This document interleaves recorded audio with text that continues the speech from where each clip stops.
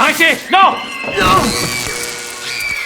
Une crise d'électrocution dans la piscine était sur le point d'éclater. Les pompiers ont immédiatement lancé une opération de sauvetage. Tella a remarqué qu'un enfant qui ne savait pas nager était en train de se noyer. Elle a sauté dans l'eau pour le sauver. Au même moment, Kazay a forcé la porte du local électrique. Tella nageait désespérément vers le bord en tenant l'enfant. Juste au moment où le câble allait tomber dans l'eau, Kazay a coupé l'alimentation principale.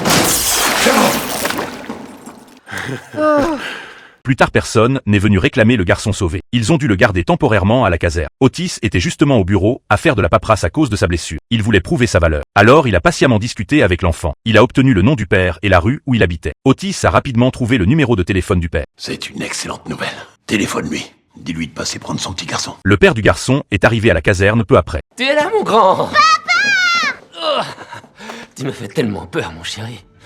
Le père a remercié les pompiers puis est parti. Otis était fier d'avoir pu contribuer. Boden était également très satisfait de sa performance. Mais c'est là que tout a basculé. La mère du garçon est arrivée à la caserne. Quand elle a appris que l'enfant avait été récupéré, elle a complètement perdu le contrôle. Pardonnez-moi, madame, qu'est-ce que vous voulez dire? Il n'a pas la garde. C'est un fou furieux et vous lui avez donné mon fils. De quel droit vous avez fait ça? La femme hurlait et exigeait que les pompiers assument la responsabilité. Otis, qui pensait avoir bien agi, s'est senti terriblement coupable. Il s'excusait sincèrement auprès de la femme. Il a pris toute la responsabilité sur lui. Mais la femme refusait d'écouter ses explications. Le lendemain, la femme a bien porté plainte contre la caserne. Elle a déclaré que si les pompiers ne payaient pas une grosse somme, elle irait raconter cette histoire à tous les médias, ne voulant pas nuire à la caserne. Otis est allé seul chez la femme pour s'excuser. Mais la femme ne voulait que de l'argent. Après un nouveau refus, Otis s'est retourné pour partir. Mais il a soudain remarqué un autocollant sur la voiture dans la cour. Il a senti que quelque chose n'allait pas. Alors il est retourné confronter la femme. Le mari a entendu la dispute et est sorti. En fait, ce couple n'avait jamais divorcé. C'était une arnaque montée pour extorquer les pompiers. Otis a immédiatement sorti son téléphone pour filmer la preuve. Pendant ce temps, à la caserne, il discutait avec inquiétude de combien payer à cette femme. Otis est entré avec la preuve irréfutable. Ne donnez pas un centime à ces gens.